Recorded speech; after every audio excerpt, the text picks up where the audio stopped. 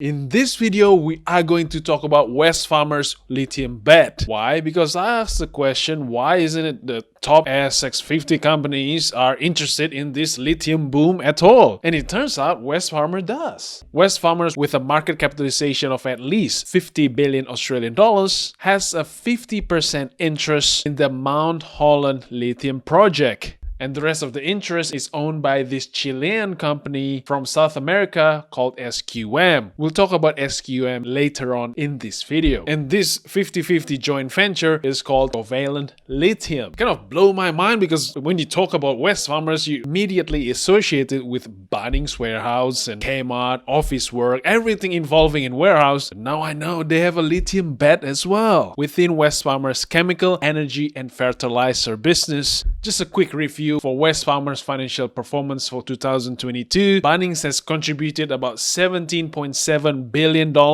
in sales, which is about 48% of their total revenue. No wonder we think about Bunnings when we think about Wesfarmers. And West Chef has contributed about 8% of the total revenue. So where is Mount Holland Lithium Project? It is located about 500 kilometers east of Perth and 105 kilometers south of Southern Cross in Western Australia. And this lithium project is targeting to produce 340,000 tons of spodumene concentrate. That is not a small number because even Allkem, with their Mount Catherine project in 2022, has produced about 144,000 tons and generating a sales revenue about 450 million US dollars. And imagine what 34,000 tons will bring. You do the math. Not only spodumene concentrate mining that they're gonna do, they're also gonna build a refinery in Perth, in the industrial area Kwinana, 35 kilometers south of Perth CBD. And this refinery will produce at least 45,000 tons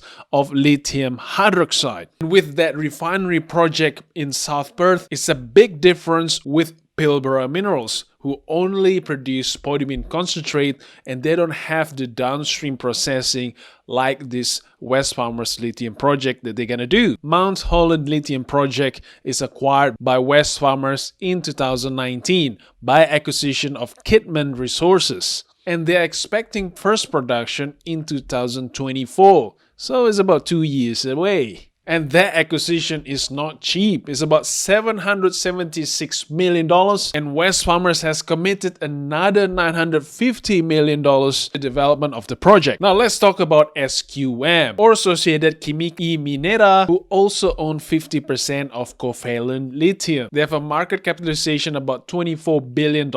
And just like the lithium stocks in the ASX, they have been soaring despite the Russian-Ukraine war and the recession fears happening in 2022. This video is not a financial advice, it's informational only, and I hope you find it useful. Thank you. I've read about SQM, not in the Wesfarmers annual report, but from the presentation given for the Orocobre and Galaxy Resources merger, also known as Allkem. And in this slide, they place Orocobre and Galaxy merger among the top lithium players in the world. There are names that we need to be aware of, such as Ganfeng, Albi, and and here we go, SQM, Tianqi, and Allkem. And what's interesting is that Allkem differentiate themselves for being able to have the downstream production to pretty much producing lithium in the form of refined salt instead of a spodumene concentrate. If this Covalent Lithium project is successful with the refinery happening in South Perth, which will produce about 50,000 tons of lithium hydroxide, which is 5 times of Naraha, the Japanese company that is 75% owned by Allkem and larger than Allkem's Sal de Vida project as well, and it's produced inland in Australia. And Wesfarmers is partnering with the top 3 players of lithium in the world who has experience in the downstream processing.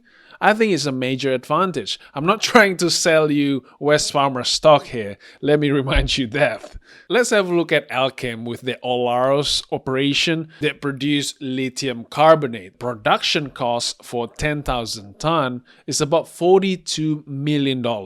That is quite expensive. It'll be interesting to know in the future what will Covalent lithium production costs will be. You need to make sure you understand that because luckily in 2022, lithium price or lithium carbonate is very expensive. It's at least 23,000 US dollars per ton. That's how Olaroz can generate a revenue of 293 million US dollars with their lithium carbonates is shipped of at least 12,000 tons. Just imagine what 50,000 tons of battery grade lithium hydroxide will bring as a revenue. With a lithium price of at least 20,000 a ton, it will be at least $1 billion, right? And so far Wesfarmers has spent at least $1 to $2 billion. It sounds like a good deal.